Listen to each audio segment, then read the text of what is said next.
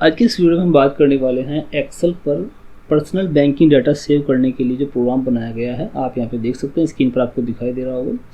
देखिए, इस प्रोग्राम में आप अपने पर्सनल बैंकिंग सिस्टम, जो भी आपका पर्सनल डाटा है बैंक के रिलेटेड, वो आप यहाँ पे स्टोर करके रख सकते हो। मान लीजिए आपके फैमिली में, मान लीजिए 5 फैमिली मेम्बर्स है और एक फैमिली मेम्बर का 1 या 2 अकाउंट है या 2-3 अकाउंट है, लेकिन उनकी चेकबुक, बैंक पासबुक और उस बैंक में कौन सा मोबाइल नंबर लिंक है, उसका अकाउंट नंबर क्या है, या फिर उसको कब ओपन कराया गया था, वो सब चीज़ें आप यहाँ पे मैनेज करके रख सकते हैं। ये प्रोग्राम ऑफिशियली आपके बैंक सिस्टम को ही मैनेज करने के लिए बनाया गया पर्सनल सिस्टम है ना।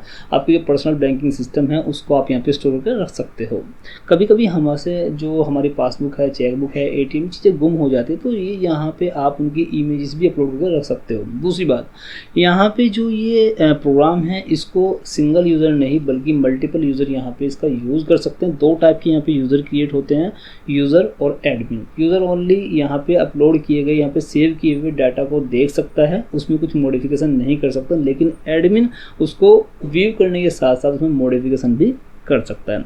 तो यहाँ पे सबसे पहली बात तो ये है कि जब आप इस फाइल को ओपन करते हैं तो सबसे पहले आपको लॉगिन करना होता है। अगर आपके पास में लॉगिन क्रेडेंशियल्स हैं तभी आप लॉगिन कर पाएंगे, अदरवाइज आप लॉगिन नहीं कर पाएंगे।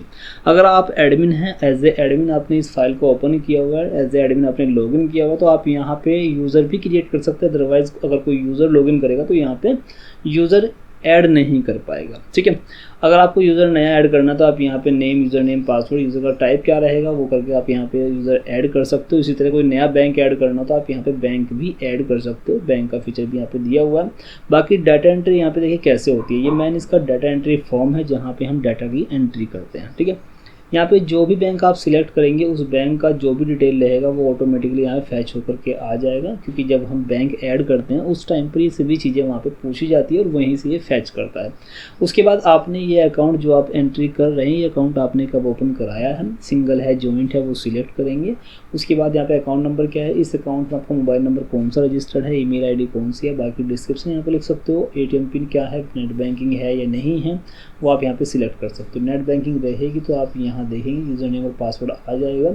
अगर मोबाइल बैंकिंग है इसको यस करेंगे, अगर नो करेंगे तो ये डिसेबल हो जाएंगे। मिनिमम बैलेंस आपको कितना रखना होता है आप यहाँ पे ऐड कर सकते हो। उसके बाद अगर कोई लोन आपके पास है तो लोन की भी डिटेल आप यहाँ पे रख सकते हो। चेक उसको चेक करेंगे, जो लोन डिटेल रहेगी ऑटोमेटिकली यहाँ पे ओपन हो जाएगी। अगर आपने पहले से फीड किया हुआ है तो आप यहाँ पे देख सकते हैं, अदरवाइज़ यहाँ पे डाटा फीड करके उसके बाद सेव के ऊपर क्लिक करेंगे तो हमारा डाटा सेव हो जाएगा। ये देखिए, ठीक है, ये मैंने सेव कर लिया। अब उसके बाद देखिए यहाँ पे हमारे पास जो रिकॉर्ड है, मान लीजिए मुझे इसमें कुछ चेंजेस करने तो डबल क्लिक करेंगे, हमारा डाटा यहाँ पे लोड हो जाएगा। उसके बाद चेंजेस करेंगे, जो भी आपको चेंजेस करने वो चेंजेस करेंगे, उसके बाद अपडेट कर देंगे। किसी रिकॉर्ड को डिलीट करना है, डबल क्लिक करेंगे, डाटा लोड होगा, उसके बाद यहाँ डिलीट के ऊपर क्लिक करके डाटा को डिलीट कर देंगे। अगर आपको कुछ सर्चेस करनी है, मान लीजिए बहुत सारा डाटा आपके पास में यहाँ पे आपने रखा हुआ है, आपको कुछ सर्च करना है तो आप यहाँ पे कस्टमर, बैंक, अकाउंट नंबर, इन सभी के थ्रू भी आप यहाँ पे सर्चिंग कर सकते हैं, ठीक है। अगर आपको पर्टिकुलर किसी एक बैंक डिटेल का PDF सेव करना है तो आप यहाँ पे सेव एज PDF पर क्लिक करके इस बैंक के डाटा को PDF में भी स्टोर कर सकते हैं। ये देखिए, ये मेरे पास में स्टोर हो गया। आप यहाँ पे इसको डबल क्लिक करके ओपन करेंगे तो एक पर्टिकुलर फॉर्मेट यहाँ पे दिया गया है, जिस फॉर्मेट में आपका बैंकिंग डाटा स्टोर होता है। देखिए, ये देखिए, ये प्रोग्राम हमने अपने एक क्लाइंट है हमारे गुजरात की, उनके लिए बनाया है, तो मैंने सोचा कि आपके साथ शेयर किया जाए। अगर आपकी कोई भी रिक्वायरमेंट है अपने बिजनेस को मैनेज करने के लिए, अगर आपको एक्सेल में कोई मैनेजमेंट सिस्टम बनवाना है तो आप उसके लिए हमें कॉन्टैक्ट कर सकते हैं। तो ये चीज़ें मैंने आपको दिखा दी। बैंक भी ऐड कर सकते हैं आप यहाँ से, और डाटा एंट्री फॉर्म आपका यहाँ पे रहता है। और दूसरी बात मैंने आपको बताया कि जब इस फाइल को हम ओपन करते हैं तो हमें लॉगिन क्रेडेंशियल्स की ज़रूरत रहती है। अगर आपके पास में लॉगिन ID पासवर्ड रहता है तभी आप इसमें एंटर कर सकते हो, अदरवाइज आप एंटर नहीं कर सकते हैं।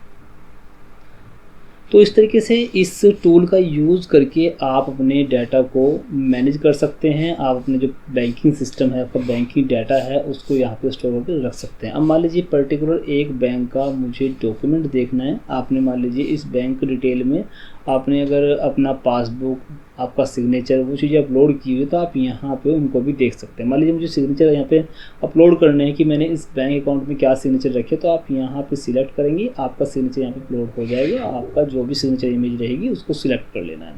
चेक अपलोड करना चाहते हैं चेक भी कर सकते हैं, बैंक एफडी, बाकी सभी चीज़ें जो बैंक रिलेटेड चीज़ें रहती हैं वो सब चीज़ों का सेक्शन यहाँ पर दिया गया है। तो अगर आपकी कोई रिक्वायरमेंट है आपके बिजनेस को मैनेज करने के लिए एक्सेल पर, अगर आपको कोई प्रोग्रामिंग करानी है, आपको प्रोग्राम बनवाना है, तो उस केस में आप हमसे कॉन्टैक्ट कर सकते हैं।